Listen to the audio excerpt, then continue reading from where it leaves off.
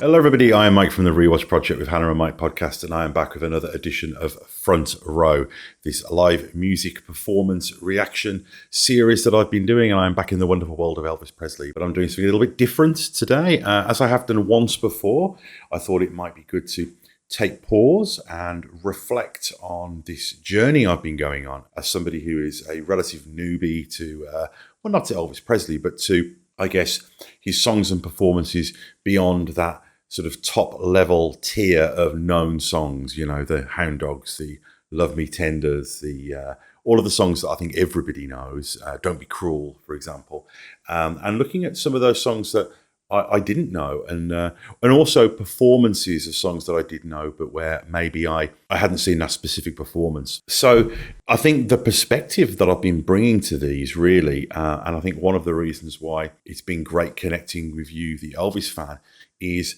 that I kind of think we both get something out of this. You know, I'm getting the wonderful experience of enjoying these songs for the first time and getting to interact with you, the music fan, and learn so much about not only the music and the man and the history and the context and all the things behind these performances, but also getting to know you and your experiences with these songs as well and these performances. Often, you know, I've had viewers who are in their 80s reaching out, and, you know, those who are in their early 20s and everything in between. And that's been really wonderful. And I hope that what you, the viewer, gets out of this is a sense of experiencing these performances for the first time again. You know, because I am watching these with a level of purity that means that maybe, you know, you will remember when you saw or heard these for the first time. And there's a lot of artists that I really love, and I really appreciate the opportunity to watch reaction videos. I'm a fan of reaction videos, I should mention that, and experience those through the eyes of somebody who hasn't had that before and enjoying their delight and confusion, or even the negative reactions sometimes can be really interesting. So, but that's not what I'm doing today. As I have done once before, I thought it might be useful to just stop and reflect and talk a little bit about what my experiences have been like and a few sort of broad observations. I've also had some viewers ask a few questions about me and my background and my interest in music and my history of music and all of that good stuff. So I thought that these kind of interstitial pauses between Elvis reactions might be a really good opportunity to, like I say, just slow down and reflect. And what I was thinking of doing today was looking at Elvis the man, because I am not an expert in Elvis from a biographical perspective, in the same way that I'm not an expert in his music, apart from really what I've consumed and what I've listened to and what I've learned from, I guess, the culture, from pop culture, from the unavoidable presence that he has in the world and has had for the last, 70 years or whatever it is, and what I've got from watching these performances. So I thought I wanted to give, I guess, a sense of the man, but from the perspective of just watching these performances, because I think that when you're a fan of somebody, and I've got people like this, you know, I've said before, I'm a huge Bruce Springsteen fan, and I kind of know his life story and his music, released and unreleased, in minute detail. And I feel like I've got this pretty good perception of who he is. But in some ways, it's an impure perception because it is influenced by all of this stuff. And I think the thing about Elvis that's really interesting, just to get into this, is how much of his personality you see in the performances. And I think that the more you watch these performances, as in if you've seen them over and over again, I think you might lose the innocence and the memory of seeing them for the first time. So a few things have really jumped out at me watching these. And I think that something that I've said before was that Elvis would be a terrible poker player, because he's so good at being open-faced. You know, that's why he was such a great actor. You know, I mean, he may have been in a lot of bad films, but he was a great actor. And I don't just mean in movies, I mean on stage and in performance. That's acting. You know, it's about conveying internal feelings and abstractions through performance.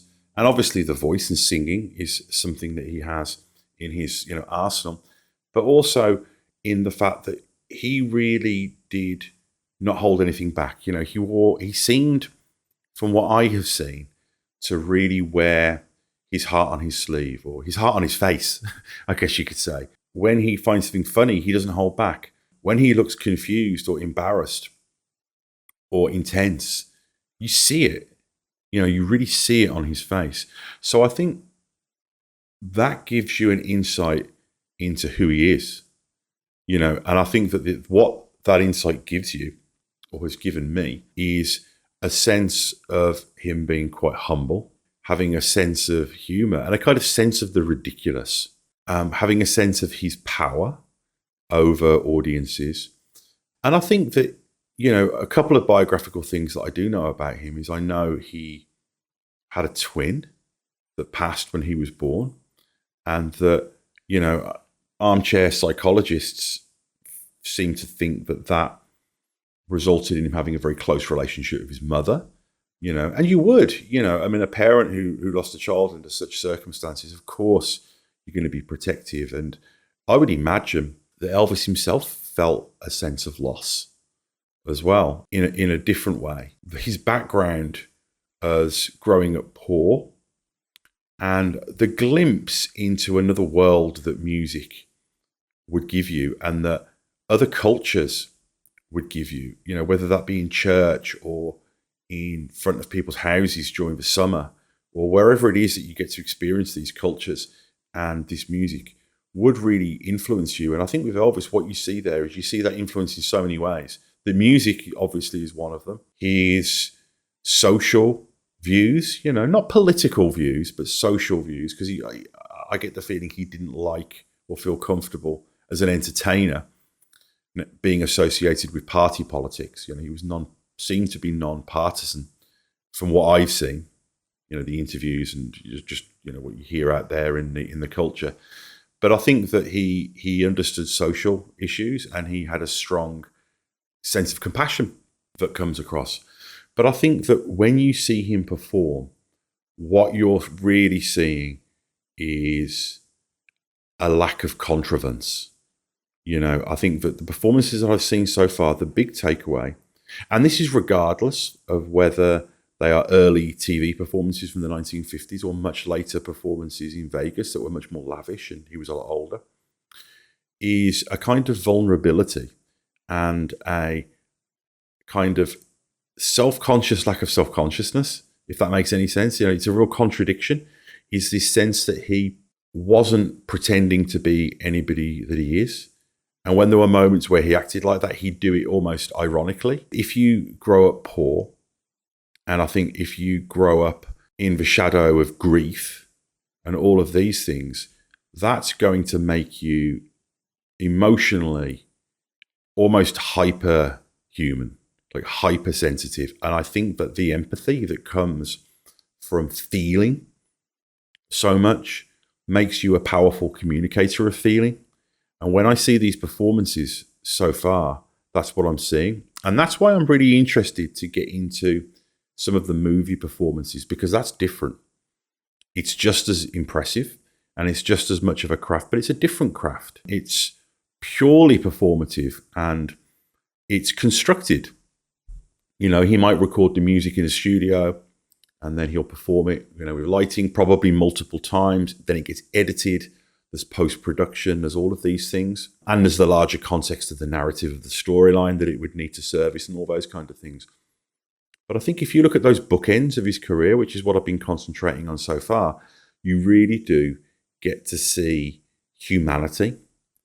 And I think that us as an audience respond to that for a number of reasons. One is it's just good.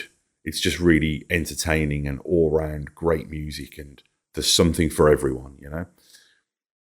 But I think, and I'm going to be very careful how I phrase this because I don't want to offend anyone and I don't want to be, you know, blasphemous or anything like this. I say this with detachment. I say this almost kind of academically, I guess, is the idea of Elvis as an icon. So amongst all of this, you've got the image of Elvis that you would see on metal lunchboxes and on soap and on posters and all of these things, you know, the image of the superheroic image of Elvis. And he was not the first rock star really, but he was the first person to really have the full rock star experience and In some ways, he became the cautionary tale. He was the canary in the coal mine. But also, he was the first person to really, go through that being merchandised. And let's call it what it is, being deified. It's inevitable to make cosmetic cultural comparisons to Jesus Christ, and I'm in no way comparing him to him as a person or as a religious figure or anything like that. I just mean purely from an iconographical perspective. And I know Elvis would probably hate being talked about in that regard. I think he said, I don't like being called the king because there's only one king, and we know who he was talking about. But what I mean by that is, there are many people who believe that Jesus died for our sins, that, he took on the sin, the original sin of humanity. And he, God gave his son and he suffered and he went through all of this and then was reborn so we could prosper. And Elvis kind of did that in his own way, in his own different way. And again, this is purely a cultural comparison. This isn't a theological comparison. But he did die for us, really, in many ways. He worked himself into the ground. He wanted to please the audience. He loved doing what he was doing. This wasn't an act of martyrdom. But he had to go through it all. He had to have the temptation and the highs and the lows and the danger and the health issues and the bad business decisions and the exhaustion and the unhealthy lifestyle and all of the consequences and rewards, both beautiful and gross, that come with that. And there is a Christ-like analogy. It is analogous to that narrative as well. And it's so fascinating to see all of these things and to share it and to enjoy it, but also just to see the sheer talent. Elvis wasn't famous because he was an icon. He was famous and he was an icon because he was unique and powerful and a catalyst for people's dreams and desires and hopes. I think people projected themselves onto Elvis. And I think that his open-faced, easy to read level of pure facial visual communication that he did made us feel like we knew him in a way that very few people are able to do. It's that pure communication. Like I've seen it in some of these performances where the music's starting and Elvis is standing there and the audience is cheering. And you know what he's thinking. You can tell when he's amused, when he's embarrassed, when he's focused, when he's nervous. It's there. And what that does is that makes us complicit. It's an experiential thing for us. And it's really fascinating. So, I just wanted to stop and just reflect on some of these things because I've been circling some of these ideas. And again, I hope I don't mean to offend anybody out there who is, religious, or I'm certainly not comparing, these two iconic figures in any way beyond the broadly culturally cosmetic sense. But I think it is interesting to think about and how that resonates. And I think next I'm probably going to look at some of the movie stuff. Really curious about that, but I'm going to continue to look at the live stuff as well. And I'm also going to continue to do a lot of other non-Elvis music reaction stuff. So please do check some of that out as well. And also check out the Rewatch Project with Hannah and Mike, the podcast that shares this feed where my wife Hannah and I go back and rewatch some of our favourite film and television franchises, in addition to the other film, TV, and general pop culture goodness that shares this channel. We also do accept and greatly appreciate PayPal donations, but please only do so if you can without causing yourself any financial hardship. And also likes and subscribes are really appreciated because that drives people to the channel and it means that we get more of this great conversation going, which is a really big motivator for doing these. So I'll be back really soon with another live music performance reaction. But for now, take care of yourselves and see you soon. Bye-bye.